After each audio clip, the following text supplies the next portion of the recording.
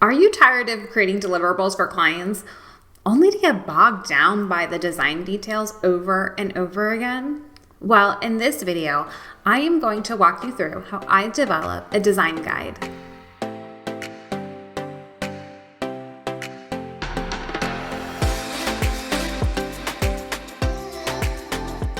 Hi friends, my name is Vanessa, and on this channel, we help aspiring instructional designers and e-learning developers just like you get off of the sidelines and get into the L&D game. And today we're going to talk all about the design guide, and I don't mean an instructional design guide, I mean a visual graphic design guide. And I know that this is a little bit different than you would typically expect, and we can definitely do something on creating instructional design guides, which is super important. But for me, one of the biggest struggles is having to do things over and over and over again. And I recently, as in like a week ago, was working on our project where we would go back and make design changes because different scenario, but the right team didn't approve the original design, so there were changes later that needed to be made, and it really slowed down the process. And I will definitely follow up with this video and do some sort of like a story time video and share more about that experience and reflect a little bit upon where I should have done better and opportunities and weaknesses. So if you are interested in that, please give this video a thumbs up or shoot me a comment down below. So the design guide really is going to help you outline and get approval from the beginning of the look and the feel of your e-learning module, your facilitator guide, a PowerPoint presentation that accompanies, a virtual session that you are doing. And you may think that this is not necessary, but honestly, so many clients get so worried about the visuals and how things are going to look. And so often there are multiple reviewers or multiple stakeholders, I should say, and they really bog down the process, right? So they really, they all have their own senses of opinions, and then they will, comment a design change in one deliverable that you have to string through the others to make sure that there's consistencies. And that really slows down your process. And you start to have growing frustrations. So what I like to do, and this is something that I picked up from another client that I was working with. So I really love working with that client because with them, I am just the e-learning developer. So when they contact me, I know that I'm just doing articulate storyline development. And that kind of gives my brain a rest from having to be super creative. And it really is easy money in that sense because I'm literally just developing what is prescribed to me. And yeah, that's not the most creative or thrilling, but it is a break that I sometimes can often need because I want to I just need to turn off my brain. And I know that we've all felt that way. We can't always be creative. And we need something that is just kind of not mundane in that sense, but just kind of like, okay, they want this to go here and that to go there. And this is the text that's going to be on the screen, and just get it done, get paid, and get out. And this company that I worked with, they have, instructional designer that will come on the project. They have graphic designers that will work on the project. They have animators. And the great thing about this is that everyone is an expert at whatever they are there to do. So the end product becomes really great. And it really does take a load off of me. I don't have to create video animation. I don't have to put the whole product together. So if you are someone that is looking to get into instructional design, get into e-learning, get into learning and development, organizations like that where you can just be part of a piece of the project rather than responsible for the whole thing is a really great way to get your foot in the door, see the other aspects of the project, see how a project is run and that kind of project management aspect of things.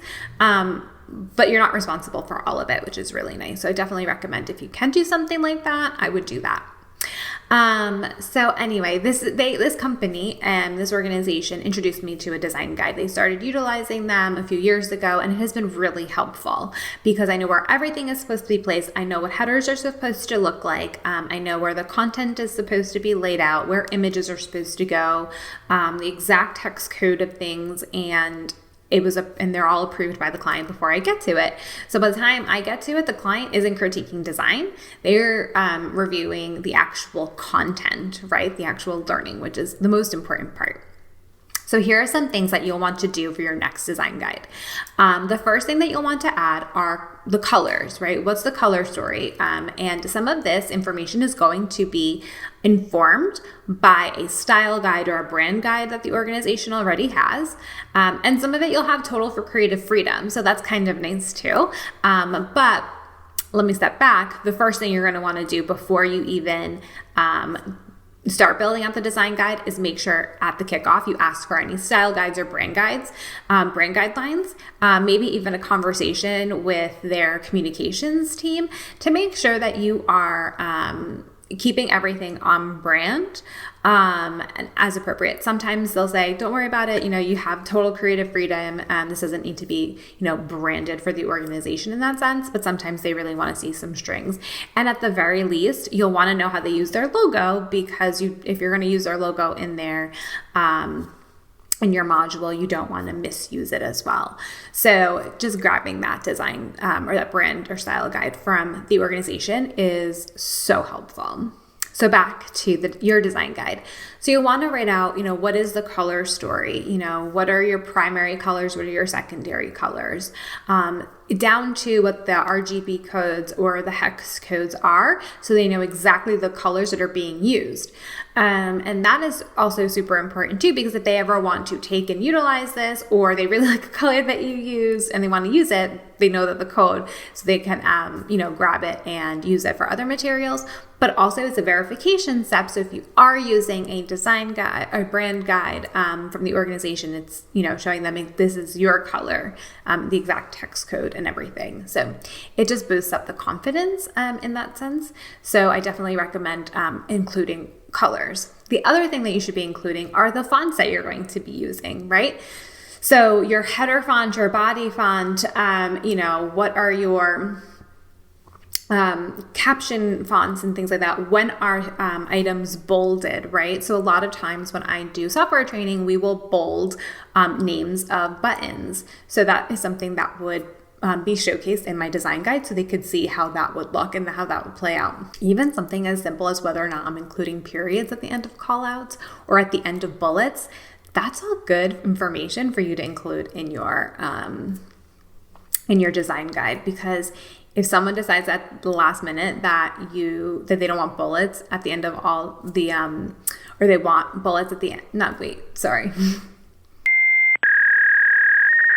So if they want periods at the end of bullets or periods at the end of callouts, it is really, it's easier to just do that from the beginning rather than having to go through every single slide a million times and remove the bullets, because you know what happens? It's not supposed to be there, so you don't see it, even though it's there. It happens to all of us. At some point, your eye starts tricking you because you know what's supposed to be there. So besides your font choices, the other thing that you would want to include is where you'll be placing the logo. And I know I mentioned that earlier. So for example, for this organization, they only wanted their logo placed on specific slides, not throughout every single slide. And they have a kind of secondary, image that goes along, ties in nicely with their logo. That's what they wanted on every slide, but they wanted their logo in a specific size on just like the beginning and I think one or two slides at the end, just to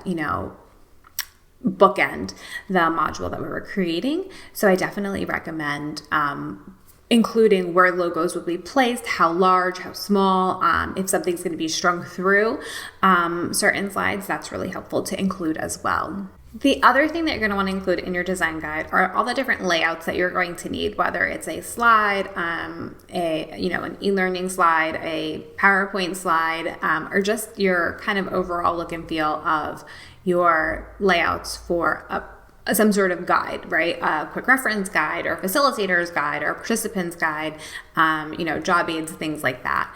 And that just helps people see the types of, where your headers all will, be. Is there consistency? And to also show that you are having consistency, but not everything needs to look exactly the same. That was one of the things that in the project that I was just working on, they wanted everything exactly, the header at the same spot all the time, which I can understand the predictability of that. And I can understand the need for that. But I also think there is something nice about including some different styles of layouts in order just to keep things a little bit more interesting, and also make sure that you're showcasing the content, because sometimes where the header was placed wasn't the best for images, and it would make them too small, and they were important images that needed to be displayed. So having a few options for that to allow for that really makes things more interesting. And talking to your clients and talking them through your options and the decisions and the choices that you made and why you made those choices can definitely go a long way.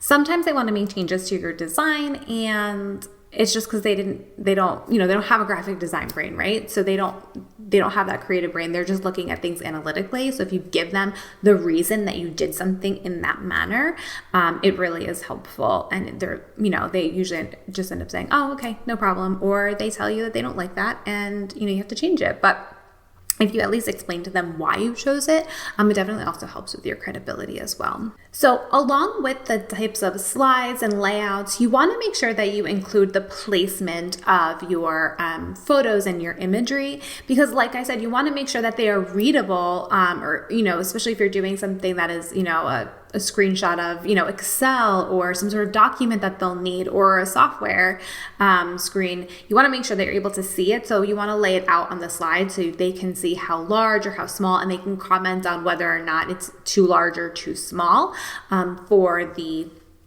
module. And I think that that is really helpful, so that they can really grasp the idea of, okay, maybe the header doesn't need to be in the exact same spot. It needs to be when it's an image in a different location, so that we can allow for the image to really be seen.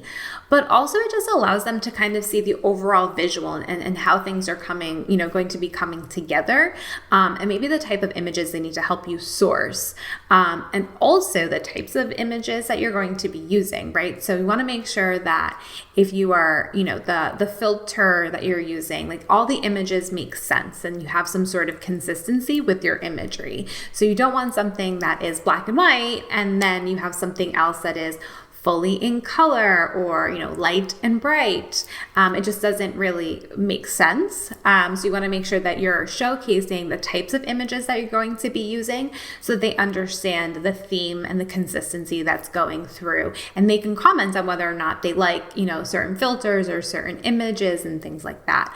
Again, you're just trying to get as much approval from the beginning to make the end of the project a lot easier on you. The other thing, along with the photos and the layouts of the slides and the pages, is the spacing. So you want to have consistency in your spacing between bullets, right? In between paragraphs or blocks of text. So in order to do that, having that design guide that includes what is the spacing, how will bullets be spaced, or how will blocks of text be spaced on the screen or on the page, is really helpful as well, because they can say, what, I actually like a little bit of breathing room, or I need a little bit more. Or if they're going to be including closed captioning, that's something to keep in mind from the beginning, so you can show them, hey, we're not putting anything, below here because we don't want to, have it compete with the closed captioning. And this is why we're not going to the bottom of the screen, or this is why we need to do a break. We might have to do a break on certain slides because we want to accommodate for closed captioning. So it helps you do all of that laying out, so that when you get into the module, you're not stuck at the end. Right? And you're not trying to change things because you didn't remember that you had closed captioning, so you had to accommodate for closed captioning. So doing all those things from the beginning with the design guide is so helpful. You also, if you're going to do an e-learning, one of the things that I like to include is the types of highlights or, arrows that you're going to be using. And that's really important because depending on the screen, the color that you choose is going to, be impacted, right? So you want to have consistency and predictability, right? So if you have an e-learning and, anything that's highlighted in green or in a green call out is informational and anything in blue is, an action, that's predictability for your learner. So they know, okay, I see green, that's for information. But if I see blue, oh, okay, I actually have to do something. So let me make sure I really pay attention so I know what I'm doing. But it's just that, contrast and consistency. But with your highlights, especially, you want to be cognizant of the colors that you're choosing. A lot of people like to use red, not my favorite. Some people like to use yellow. Again, not my favorite. It can be a little harsh on the eyes. I personally like to use like a green or a blue, and I'll change the tone of it. So sometimes it's brighter, sometimes it's a little bit more muted. Just depends on the screen, right? And what I'm recording or what I'm training on. So for example, I had one client that wanted to use like a darker green as their highlight. So I put it on the screen and it looked great everywhere except this one menu bar where it is a dark gray, almost kind of like has a tinge of brown in it, I think. I don't know, gray is a funny color as I sit in front of a gray wall. But it just got lost in the on the screen because they were just a little too close in tone. So those are things that you're going to want to think about, and you want to include examples of what it'll look like so that they can say, you know what, I really don't like that color, or that color doesn't pop on the screen as much as I'd like. Let's change that. Again, it's easier to make those decisions from the beginning so you don't have to try to string that along, an entire module later. Also, call outs and the look and the feel of those is also great to include in a style guide. So you want to do some mock-ups of what the screens will look like and how you'll place your call outs and the types of lines that you'll be using, the fill of the call out, the text. Will the text be centered? Will the text be, left aligned, whatever the case may be? How much spacing are you leaving top and bottom, left and right, in the call out, all of those things, so that they can see that there is a consistency throughout the module and that, it's going to have a really nice design look at the end. And then the last thing is the navigation, right? So if you're going to include, instead of using like the player, if you're going to include navigation on the screen, a next button on the screen or next arrow on certain screens, then you're going to want to place, we want to have some mock-ups of what that would look like. And that helps your client understand how the users are going to be navigating through the course, but also, recommend to you whether or not they like, certain arrows or, they want the word next on the button and things like that. And all of these things may seem little to you or not necessary, and it might not be depending on the client, but then you're going to get the client that is super picky about certain things, and then you're going to have to redo the whole thing. So I recommend just starting with a design guide with some of those clients that might be a little bit tougher, and some of them are just going to say, you have creative freedom, you're the expert here, so we'll let you, run with it. And then some of them are going to have an opinion about every little thing. And that is when you are going to want to scream every time you see their email pop through your inbox. So this design guide, besides being helpful on your end, it also serves as a deliverable for your client in the beginning. So it is that, if you've watched some of my previous videos and I talk about when clients use contractors, sometimes they get nervous that they're going to ghost them and they're not sure about exactly what they're doing. So this is they're sometimes worried that they're not sure what the type of deliverable they're going to get. Like they're not even sure what it's going to look like. And actually, not that long ago, I was just on the phone with a potential client and she shared with me, that they worked with a contractor previously and that the person didn't, when they delivered I think it was an e-learning module. The e-learning module, it was nothing like they expected from, the content and all of that, which is a separate conversation, but also the look and the feel. So clients get nervous about that when they don't know you. So having this deliverable of a design guide really helps to build up that confidence that, yes, this is what I want. This is what I thought. Clients have an idea in their head of what it's supposed to look like. Usually, I would say 9 times out of 10, to be perfectly honest with you. And so it helps them, feel better and feel more confident and excited about seeing, the next phase and things like that. It also protects you from a scope. I'm going to struggle with this. From a scope creep standpoint, see all the S's and the C's and the S's.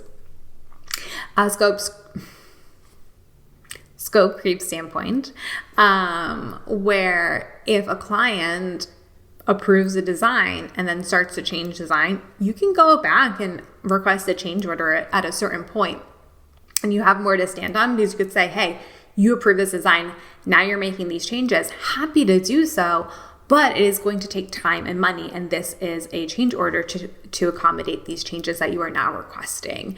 Again, really helps to protect you. It protects them to make sure that they are, satisfied and happy with their deliverables.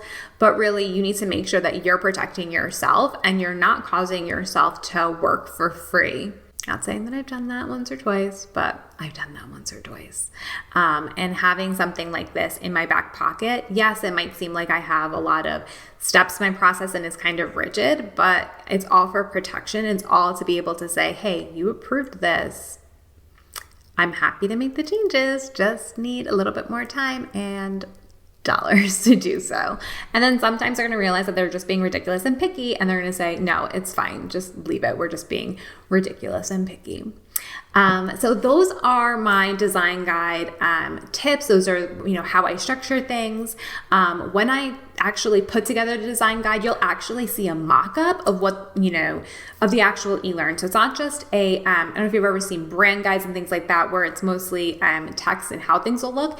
You'll actually see filler text in my design guide, so they can see really how things lay out and not just the specifics of like XY coordinates for headers and the actual spacing, the points for spacing. All of that is included at the end so that people know what the specifics are. So I can hand this over to anyone to develop on my team, and they know exactly what things should look like and they don't have to guess.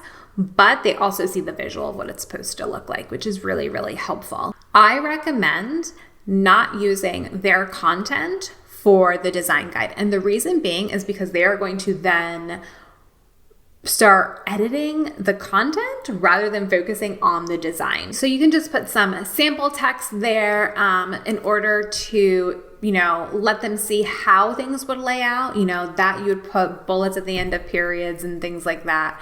Or periods at the end of bullets. I'm really struggling with that today. Periods at the end of bullets, periods at the end of callouts, things like that, but not focus on what is actually being said, just focus on the visual.